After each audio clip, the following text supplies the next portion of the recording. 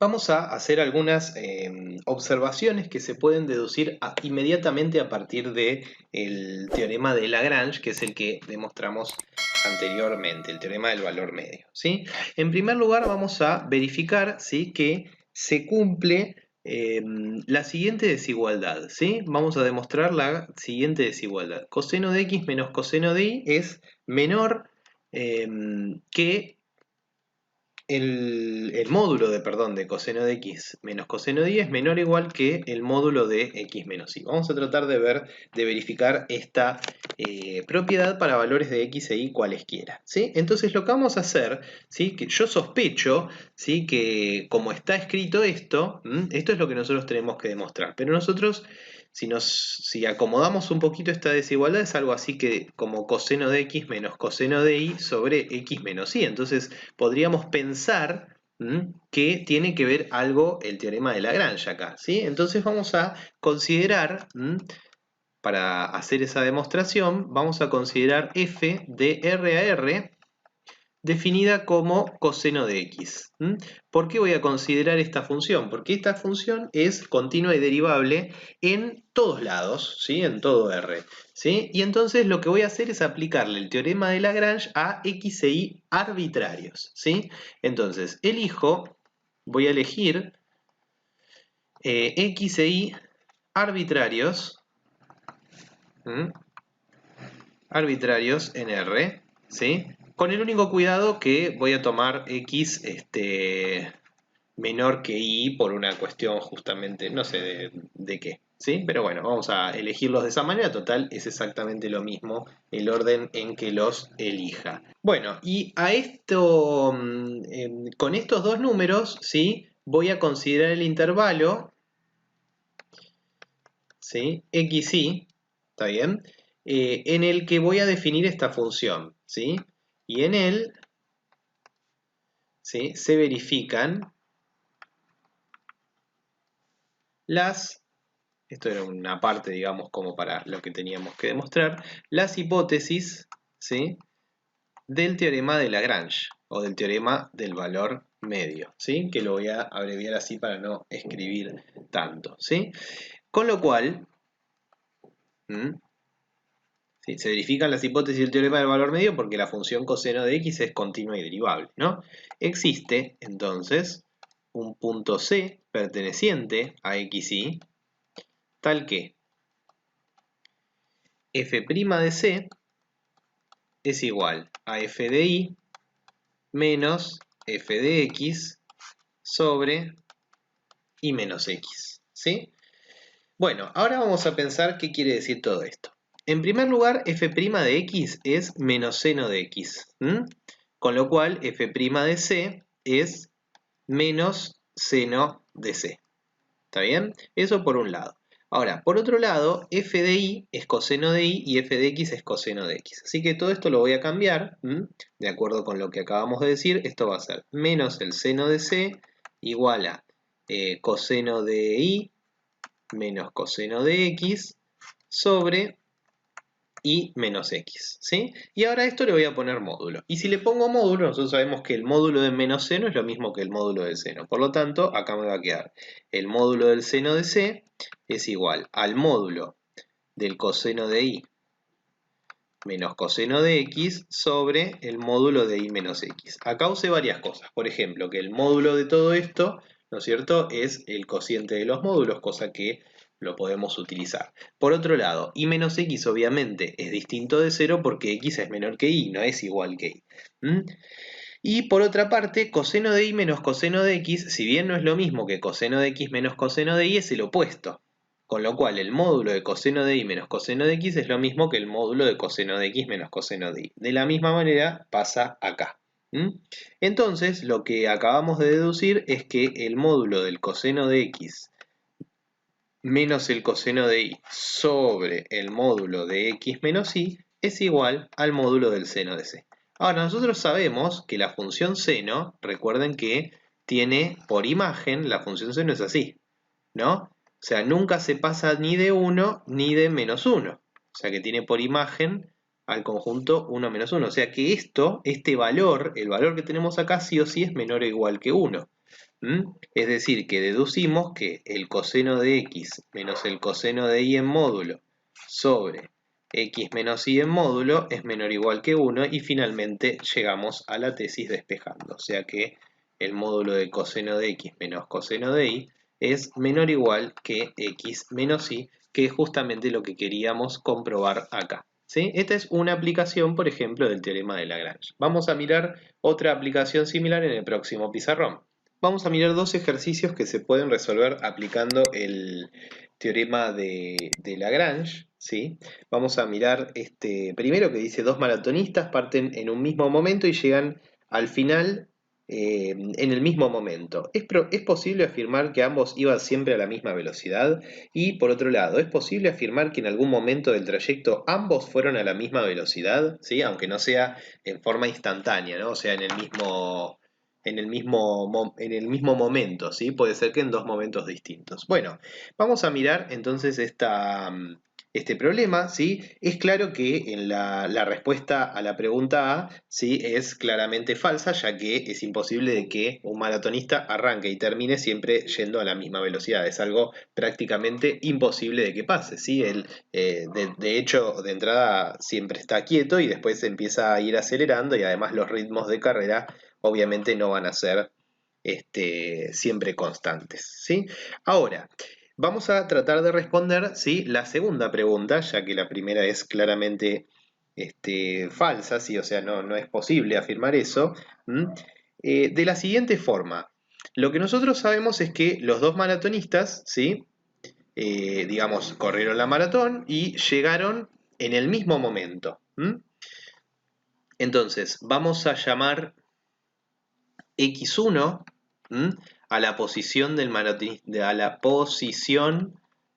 maratonista 1, ¿no es cierto? Y x2 a la posición, ¿sí?, del maratonista 2, ¿no es cierto? Las posiciones de los maratonistas van a depender obviamente del tiempo, ¿sí? Pero acá está claro que el tiempo es 0, ¿sí? Y a este le vamos a llamar tiempo final, que no sabemos cuánto es, pero sabemos que los dos terminaron al mismo tiempo, ¿sí? No sabemos si se pasaron en el medio o demás, pero los dos iniciaron y finalizaron en el mismo momento. Muy bien, nosotros sabemos que la velocidad media, ¿sí?, de cualquier objeto en movimiento, recordemos que se puede calcular la velocidad media como la posición en el tiempo final, ¿no?, menos la posición en el tiempo inicial. Bueno, acá le vamos a poner F para que sea la misma notación, dividido justamente el tiempo que se tardó, ¿sí?, en todo ese trayecto, en este caso final menos inicial, ¿sí? Esta sería como una final menos inicial, que sería f menos 0, ¿no? Pero como el tiempo inicial es 0. Bien, esto sería como una especie digamos, de regla, ¿no? O de definición física para la velocidad media. Entonces, ¿qué pasa con la velocidad media, ¿sí?, del maratonista 1? Obviamente va a ser la posición final menos la posición inicial dividido el tiempo, ¿no? Y la velocidad media del maratonista 2 es la posición final menos la posición inicial dividido el tiempo. ¿Está bien? Ahora, si bien las velocidades medias probablemente hayan variado, lo que nosotros sabemos es que la derivada del espacio, ¿sí?, la derivada del espacio es justamente la velocidad, ¿sí? Entonces, lo que nosotros podemos decir acá es que para el caso del maratonista 1, va a existir un punto C, ¿sí?, un punto C de algún lado de estos, de algún tiempo de estos, vamos a llamarlo un T sub C, ¿sí?, tal que este cociente es lo mismo que la derivada de la posición, ¿sí?, en un cierto tiempo C, ¿no es cierto? Y lo mismo va a existir un tiempo que probablemente no sea el mismo que antes, ¿sí?, en donde este cociente va a ser igual a la derivada en un tiempo D. Y esto no es más que la velocidad del maratonista 1 en un cierto tiempo sub C, y esto no es más que la velocidad del maratonista 2 en un tiempo sub D. Ahora, ¿Qué pasa con esto? Este cociente y este cociente son exactamente iguales, porque la posición final y la posición inicial de ambos maratonistas son las mismas, ¿sí? Con lo cual, decimos entonces que la velocidad del maratonista 1 en un cierto tiempo sub c coincide con la velocidad del maratonista 2 en un tiempo sub d. Quizás no en el mismo momento, no en el mismo instante, pero sí podemos afirmar que en algún momento del trayecto ambos fueron entonces a la misma velocidad. Bien, vamos a pasar a un segundo problema de este tipo, el tercer problema de esta clase. En este caso lo que dice es, un automóvil parte desde un cierto lugar en reposo a las 12 horas y llega a su destino a las 15. Si la distancia entre el origen y el destino es de 300 kilómetros, ¿se puede afirmar que al menos en 2 instantes el automóvil viajaba a una velocidad de 80 kilómetros por hora? Bueno, vamos a hacer ciertas suposiciones, ¿sí? Entonces acá es donde parte el automóvil, llega a su destino, ¿sí? Esto es a las 12 horas. ¿No? Y esto es a las 15 horas, es decir que tardó 3 horas. El trayecto duró 3 horas y recorrió 300 kilómetros. Bien. Lo que nos preguntan es si se puede afirmar que la velocidad en dos momentos fue de 80 kilómetros por hora. Bueno, lo que vamos a hacer es lo siguiente. Vamos a considerar la posición de este automóvil, ¿sí? En función del tiempo, ¿sí? Y vamos a suponer que esta posición es continua, es derivable, le vamos a aplicar el teorema de Lagrange en el intervalo desde t igual 0 hasta t igual 3 horas, o sea, todo este intervalo. Entonces lo que tendríamos acá es que existe un c perteneciente al intervalo 0,3, ¿sí? Un t sub c, vamos a poner un tiempo c perteneciente al intervalo 0,3, tal que x' en ese t sub c es igual a la posición a las 3 horas menos la posición a las 0 horas dividido 3, ¿sí?